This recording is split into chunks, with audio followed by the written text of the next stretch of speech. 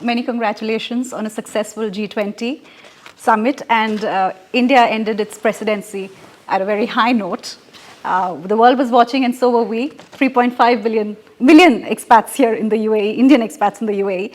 Without further ado, sir, I would like to ask you that logistics is at the centerpiece of India's policies. How do you see boosting this further, mobility and logistics, considering UAE is considered to be the gateway for India as far as reaching out to the European countries and African countries is concerned? Seamless movement of goods can truly help economies grow much faster. The UAE is a living example of that. Sure. We in India have taken logistics development very, very seriously. After coming to the center, Prime Minister Mr. Modi has been able to really generate within the country greater understanding of the importance of logistics. We have a new unified logistics policy in India by which we are integrating all the processes associated with logistics to make them seamless, to make them very easy to operate. And I think some good success stories are emerging. All of this portends well for logistics to be a centerpiece of our economic agenda, both in terms of creating huge jobs and work opportunities. UAE and India are partnering very closely in this effort, and we see a lot of investments coming from UAE into India in this field. And in the high-level task force of investments yesterday, we have extensively discussed significant investments coming to India in the field of logistics. Okay. So you talked about significant investments coming. So if you could shed light on the sectors other than oil and gas, in which probably this partnership would be gaining traction. Well, I think there's tremendous potential because UAE, in a way, is a hub not only for UAE but for the GCC, for Africa, for Europe, for CIS countries. So we see this engagement as going beyond the shores of UAE, and therefore we see significant interest in investing in ports, for example, in working with the Indian government on the monetization of assets program that the Indian government has undertaken. There's significant investment interest in pharmaceuticals, food security for the UAE and beyond.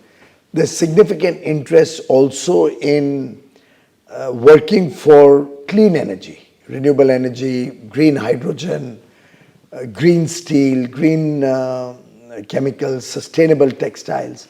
So I think business persons from UAE are looking at investments across a wide spectrum, including infrastructure development, for example, travel and tourism. Huge potential, real estate, office complexes, residential complexes, planned cities. Sky's the limit, if not beyond. Absolutely. Well said, sir. Sir, I want to understand from you that, CEPA agreement has been heralding a new era of prosperity, both for UAE and India, and it's the cornerstone of both the countries when it comes to trade policies. So how do you see this moving forward, and do you think it's going to gain more momentum? First of all, Nandini ji, I would like to thank your paper and you personally for being a great supporter, somebody who believes in the CEPA, and I've been seeing some very positive comments off and on in your newspaper and by you personally, which gives us a lot of encouragement because it shows that this is truly a win-win between two friendly and brotherly countries.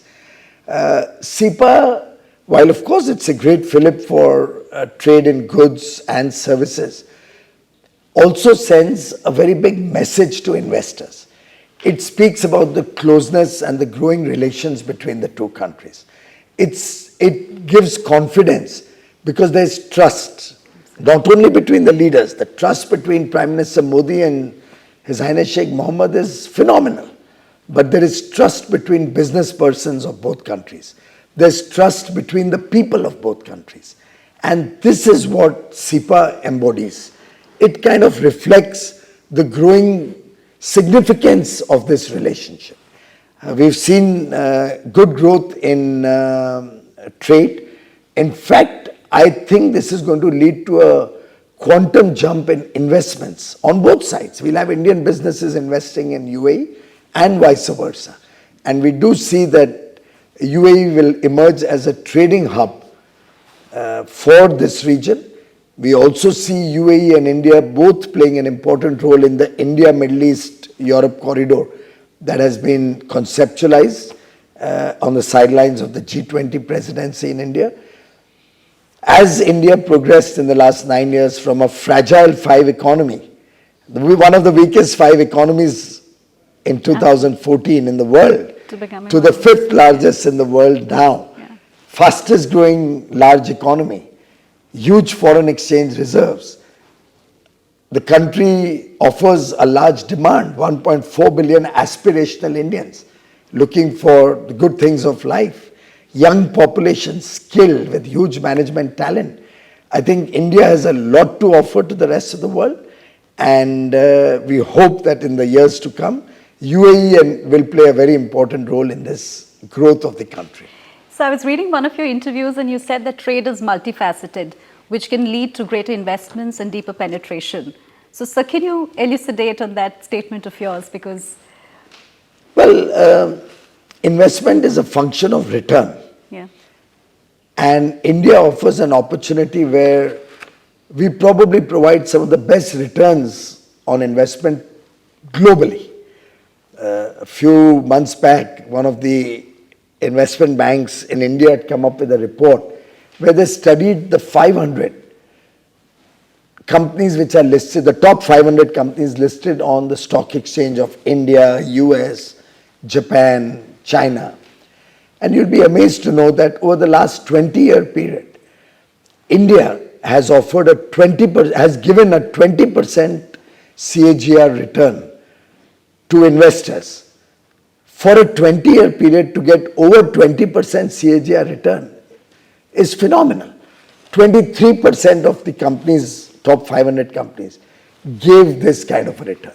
So over 20% CAGR for 20 years by nearly 20% of the companies, top 500 companies, is a remarkable 20-20-20 story. Absolutely. So India that way, with its fast growth, with its enterprising people, and with the talent and skills that they offer, is a great place to invest in, and therefore I think there'll be a great deal of investment flow.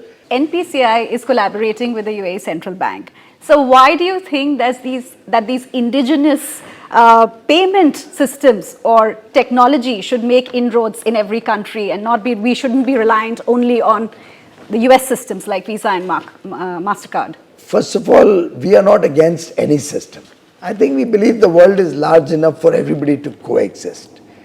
We have made an offering which we are providing to other parts of the world. We are offering it to other countries, and the UAE, Singapore, some of the countries have been first off the block and will obviously benefit from it. The Indian payment systems, the India stack, is truly unique in its security systems, in its low cost and its speed of transactions. There were times when remittances from the UAE to India would take weeks and would cost huge amount of money. The exchange risk was to the common man.